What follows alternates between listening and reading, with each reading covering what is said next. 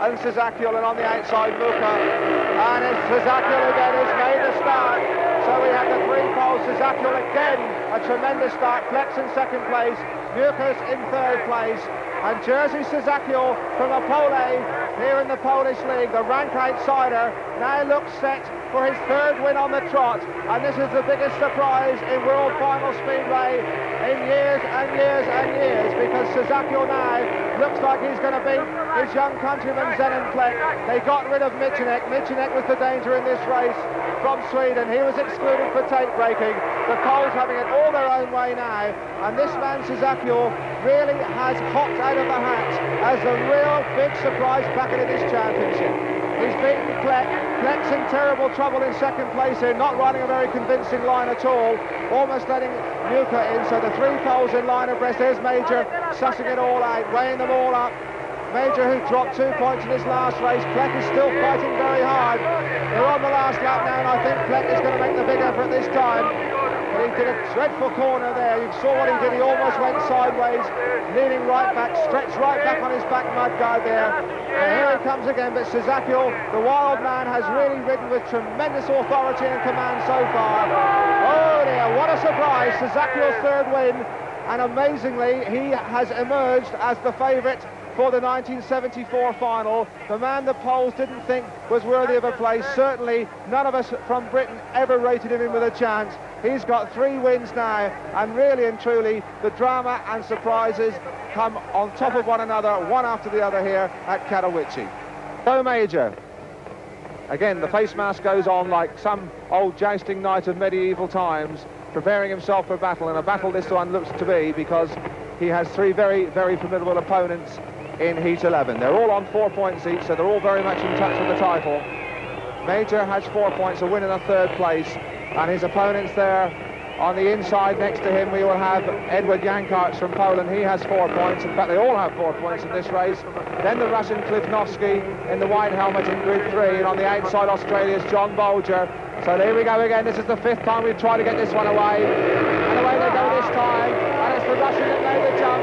The Russian hit the gate first. Bolger's going around the outside of it from Australia. Jankarts is back in last place, and John Bolger from Australia chasing the Russian. Major's in third place, but it's Klifnovsky from the USSR in the lead, and Jankarts, who's had to do all his points scoring from the back, left at the start again, going very, very hard after Ivan Major. The Russian leads, then Bolger. Major going high, wide and handsome on the boards again, trying to find some drive around Bolger. He's done him in beautiful style. Major now clawing, chasing after his World Championship again. Bolger seems to be in a bit of trouble there, and Jankarts is left way at the back, and here comes Major after Klifnovsky. Come on, Ivan, my son. He's really, really fighting with all his heart. What a terrific corner, and he's done him. Oh, lovely to watch. Major really is determined to hang on to this title of his. Ivan Major has come from third to first, and again Klifnovsky wasn't too far away from him then. The Russian hasn't finished fighting. So it's Major in front after a terrific piece of cornering, and look at that for closeness, my goodness me. There was a little bit of a nudge going on there, and Bolger's now coming up on Klifnovsky on the outside, and Jankarts is way at the back. The Poles won't like that. So Major over the line with a tremendous win from the back. Then the Russian Klifnovsky in third place, Bolger. Jankarts was last. That looks like his big chance is gone, but Major's still in there fighting with the boys. And after that great win from behind, Major moved from 4th to 2nd place. And so after 3 rides for everyone, it's still Szakiel out in front with a maximum 9 points. Major won his 4th ride. Szakiel and Klifnovsky get theirs in the Heat 15. The Poles on the inside. And Szakiel very, very lucky there.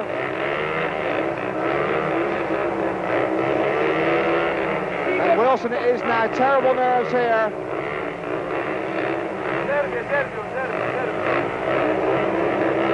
Tremendous tension. He's got to let the tapes up. They're ripping the guts out, and Szakiel's made a tremendous start. And the Polish crowd go mad. But inside him now comes the Russian. It's the Russian Klifnovsky, and Wilson coming belting around the outside for England. And this is a surprise as well. Ray Wilson riding the race of his life. And Szakiel, after a tremendous start, is now relegated to 3rd or last position, is it? And here comes Szakiel again, and Wilson's got a nasty knock there. but he's still fighting so hard, but it's the Russian in front, Kliznovsky. Sazakil's back in second place after a tremendous effort by Wilson. And so, heat 50 with so much at stake, Sazakil made a tremendous start. He's fighting in second place. Wilson has lost third place now to the other Russians. Zapleshny, it really is all happening in this one, but the important thing is that the man in front is the USSR's Gregory Kliznovsky, and he really is a surprise car. Wow! Sazakil in second place. Wilson, who's battled with all his Midland heart and grit in this one, now struggling at the back, and the Eastern Europeans really setting Katowice alight. Kliznovsky it is for Russia over the line. Sazakil has been beaten. The Russian goes over the line first. Sazakil is in second place. Zapleshny's in third place. The commentator's nightmare, but that's really opened up this 1974 World Final. Well, heat 16 and some controversy here because the first reserve, or a reserve, Andrzej Wyglenda there from Poland, has come in place of Bernd Persson from Sweden, which makes 4 poles in heat 16. The British party, I'm sure, will say that the finalist from the continental final, Tommy Jansen, should have come into this one. And on the inside there, we have Jan Karts now from Poland, who leads Plek. Jan Karts in front from Plek. In third place it's Woloszek, and Wyglenda at the back. And it looks like Jan Karts and Plek together, and Jan Karts didn't do a very good corner there at all, and it's Plek on the inside of him. Jan Karts and Plek then, before the meeting, they were the poles, 2 big hopes, and Jan Karts rode a super corner there. Jan Karts leads, riding a very, very wide line. Really and truly, it would suit the poles if Plek won this one, but Jan Karts and his younger fellow countryman, and Plek's in trouble there, almost lost it. Plek needs to win this one to get up onto 10 points and into joint second place, and it looks to me like Jan Karts is leaving an awful lot of room for him. Well, that's just my opinion, but Jan Karts does not seem to be making a really great effort in this one. He's leaving all the room in the world on the inside. Let's just see, he might prove me wrong here. He's in front again, and Plek is on the inside, and Jan Karts on the outside. Let's see what happens. And it's Plek over the line. You saw it yourself. You draw your own conclusions. But the crowd here at Katowice didn't like that one too much. So, after a somewhat suspicious win for Plek, there's only 1 point between the top 4 riders. Sazakil is a win away from the world title, and Plek, Kliznovsky and Major waiting for him to slip. With Major winning heat 17, heat 18 was crucial. And so heat 18 and the race that could decide the 1974 World Championship, because if the rider on the outside, Jerzy Sazakil there from Poland, if he wins this one, he is the new champion. He has already scored 11 points, and a win here will put him on 14 and untouchable. In this race he has on his inside Edward Jan Karts from Poland, then we have the Russian Vladimir Paznikov, then Ole Olsen in the white helmet in 3, and Olsen seems to be the one man that can beat Sazakil in this one. Sazakil has made some tremendous starts, and if he really gets out in this one, we could see a new sensational world champion. And away they go. Is it Sazakil? No, it's Olsen that's made the jump. Olsen in front, and Sazakil trying the wide outside. And is he going to do it now? Olsen gathered some grip there from somewhere, and here comes Sazakil around the outside of Ole Olsen. He must win this one. And it's very, very tight and close there, and Olsen shut the door on him and nudged him over. Tremendous stuff. Olsen fighting like mad here, and Sazakil far from finished on the outside. Oh, this is real Speedway racing. Olsen really came through from nowhere to nudge him out of the way there on this corner on the last lap. And this will mean a run-off for the title if they stay like this, and Olsen now establishing the lead. Olsen bringing his old tutor, Ivan Major, back in with a chance, and coming through on the inside of the blue helmet, the Russian Paznikov. Very nearly got inside Sazakil there. It's going to mean a sudden death run-off. Olsen, Sazakil, Paznikov isn't finished yet. Paznikov coming hard again under Sazakil. It's very, very tight in second and third places there. And if Paznikov Pastnikov gets inside him here. That will put him out of the runoff. And here he comes again, Pastnikov, the Russian, trying so hard. It's very, very close there on the inside on the line, but Sazakul held him off. Wow! Olsen has given Ivan Major a reprieve, a chance to win his title back, to hang on to his title, because it seemed that Major was out of it. He can thank that man, Ollie Olsen, the boy he taught to ride Speedway at Bellevue, Manchester back in 1967, has put Ivan Major in a run-off for the title at the very least. So this race now, Heat 19, with two men trying to get in the run-off for the title. On the inside, Russia's Gregory Klifnosky, the apple cart merchant of this year's final. Next to him, we have Valery Gordeev from the Soviet Union. Then Peter Collins, and on the outside, Zenon Plek, who can also get in the run-off. So it's the man on the inside, Klifnosky, and the man on the outside to watch. And it's Collins who's made the jump. Collins for England have got away, and Plek doing the wide outside bit there, but Peter Collins has really put the cat among the pigeons here for England, and Plek's chasing him like mad, and he's come right inside him there like a tank. And they're really tightening up there, my goodness me. Plek absolutely came through there like a Centurion tank, and now it's the rider in red, Klifnosky, in terrible trouble there. Klifnosky also can get in this final run-off, and Klifnosky's riding the race of his life with the Soviet Union there. So it's the two riders that can make the run-off that are really up in front. Plek now is going away a little bit from the Klifnosky rather, the Russians getting him in the muddle here, but it looks like Plek's going to get in the run-off for the title with his fellow countrymen Sazakul and Ivan Major. Klifnosky, who made a bad start, is still fighting. They're on the last lap now, and Klifnosky's got back into contention. Is he going to have a last bend effort? He's come under him very, very hard indeed. And the pair of them there almost touch, and down goes Plek. Oh dear, oh dear, oh dear. Plek's gone down. Plek's gone down with a tremendous bump. The Russian really almost rode him straight up the top of the terracing. And the crowd are on their feet, the whistles, the boos. What a drama. Plek is down, Plek was in front, you saw it there so clearly, and we wonder now what the ACU referee is going to do, because I don't know what happened there. I think it was actually Collins who finished in second place, so Gordeev must have gone down as well.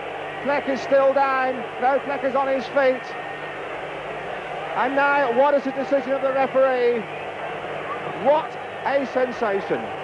Plek in front, the Russian came after him, went under him so hard, they leaned on each other, they elbowed, and there's a fine piece of sportsmanship by young Peter Collins from England, who picks up Plek and takes him back to the pitch. But now what is the referee going to decide?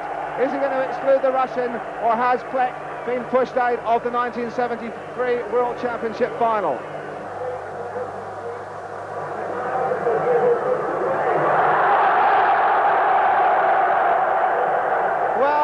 Just had the craziest piece of Speedway regulations in the history of World Championship racing, because the referee has decided that the Russian after that incident will be excluded, and he's ordered a rerun with only 3 starters. They were on the last lap, and really and truly it seems to me that the authorities here at Katowice are making up the rules to suit themselves and to get their boys a world title. Really, that is crazy. That is making a mockery. And look at the British League party. There's Major, the world champion.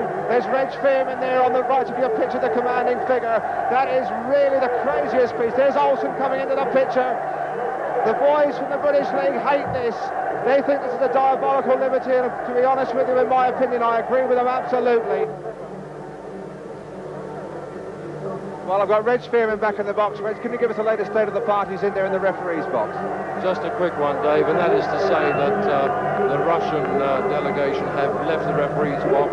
They insisted that Plek would also come up, but they spoke on the telephone, and Plek, through his interpreter, told the referee that indeed Klifnosky did hit him and knock him off, of which the Russians don't feel very, very pleased about, and there is still a dispute going on, but it is unlikely that the referee will change his mind at this stage, and I think it looks as though Peter Collins will get the 3 points. Zenon Plek, I think, will be awarded 2 points, and Gordeev, who also didn't finish due to the crash when he too piled into the wreckage of the machinery, will be awarded 1 point. That's how it looks to me, Dave, and now I must get back over to the pits. Thank you, Reg.